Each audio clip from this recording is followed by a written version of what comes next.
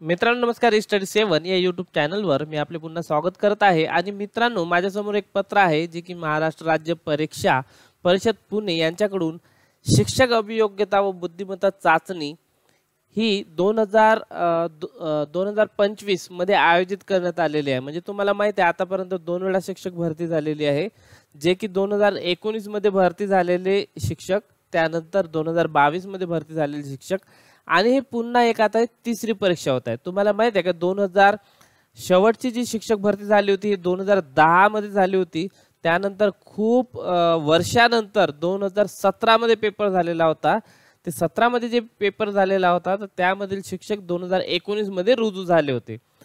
त्यानंतर मात्र 2022 मध्ये आणि ही पुन्हा तिसरी एक परीक्षा जे की 2025 मध्ये आयोजित आहे. तर त्याचं हे एक पत्र आहे, तुम्ही यापूर्वीही वाचलं असेल.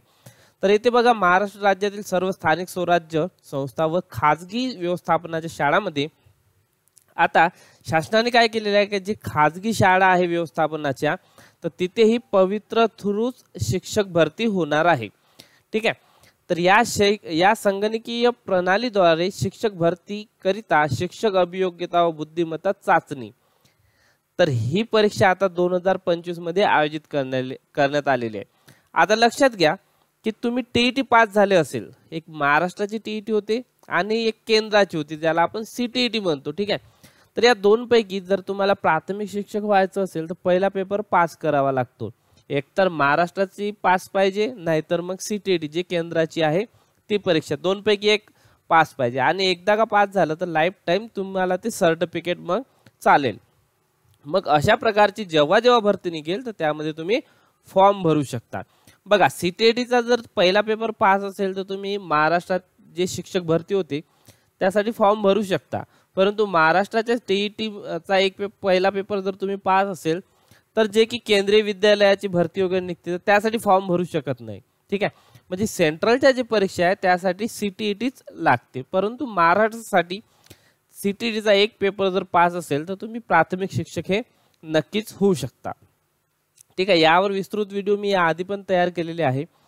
तर बघा, या परीक्षेचे ऑनलाईन पद्धतीने आयोजन मे व जून 2025 मध्ये करण्याचे नियोजित आहे. म्हणजे मे किंवा जून महिन्यात हे पेपर होईल असं त्यांनी सांगितले आहे. होऊ शकते मागं पुढे होऊ शकते नेहमीप्रमाणेच. तर पण ही परीक्षा नक्की होणार, त्यामुळे तुम्हाला त्याची पूर्वतयारी करायची आहे.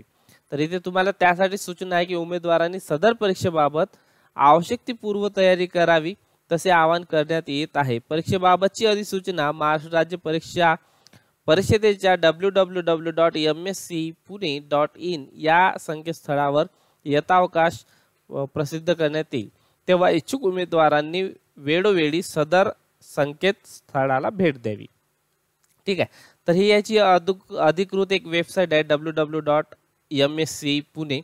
तर यावर नेहमी असे नोटिफिकेशन येत राहतात. हे जवळपास 21/3 पत्र आहे. तर या पत्राप्रमाणे जरी मागं पुढे परीक्षा झाली तरी हे होणार आहे नक्कीच. त्यामुळे तुम्हाला याची चांगली तयारी करावी लागेल. कारण बऱ्याच वेळा काय होते की मागच्या वेळेस जे 2017 पेपर झालेला होता तो 2010 नंतर बऱ्याच वर्षानंतर झालेला होता. तर काही विद्यार्थ्यांचा अभ्यास होता, काही जणांनी तर डीएडच केलं नाही कारण भरती होत नाही असंही झालं होतं. आणि डीएड झालेले पण भरपूर होते.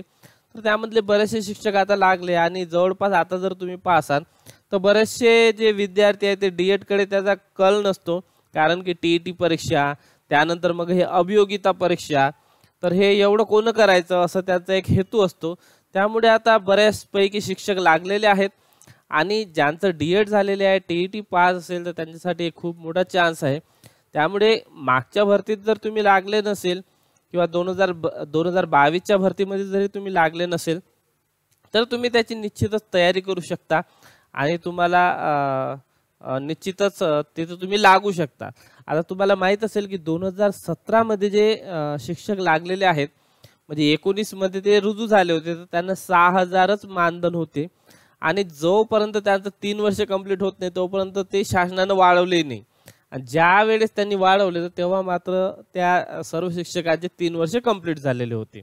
म्हणजे पूर्ण वेतन त्यांना मिळत होतं. परंतु त्यानंतर जे 22ची भरती झाली तर त्यामध्ये साधारणतः सर्व शिक्षकांना 16,000 रुपयापासून 16, 18, 20 अशा पद्धतीनं मानधन मिळत आहे. त्यामुळे मानधन पण आता चांगल्या पद्धतीनं वाढलं आहे. तर तुम्ही निश्चितच तयारी करा. आपल्या यूट्यूब चॅनलवर भरपूर याचे व्हिडिओ आहे आणि तसेच यूट्यूबवर आता तुम्हाला सर्व मिळते. तुम्हाला फक्त कोणता टॉपिक शिकायचा आहे ते तुम्हाला यूट्यूबवर सर्च करावा लागतो आणि मला नाही वाटत का तुम्हाला कुठे क्लास लावायची आवश्यकता आहे. कारण ठीक आहे, ज्यांच्याकडे पैसे आहे, राहण्याची व्यवस्था आहे, सर्व आहे, तर ते क्लास लावू शकतात. पण काही असे विद्यार्थी आहे की जे खेड्यात राहतात, त्यांना काहीतरी काम करून अभ्यास करावा लागते. तर असे विद्यार्थी यूट्यूबच्या मार्फत चांगलं नॉलेज आणि चांगली माहिती घेऊन निश्चितच तुम्ही हे मिळवू शकता. तर तुम्हाला खूप खूप शुभेच्छा आणि आपल्या चॅनलला सबस्क्राईब केलं नसेल तर सबस्क्राईब करा आणि यावरच तुम्हाला नेहमी अपडेट मिळत राहील. व्हिडिओ बघितल्याबद्दल धन्यवाद.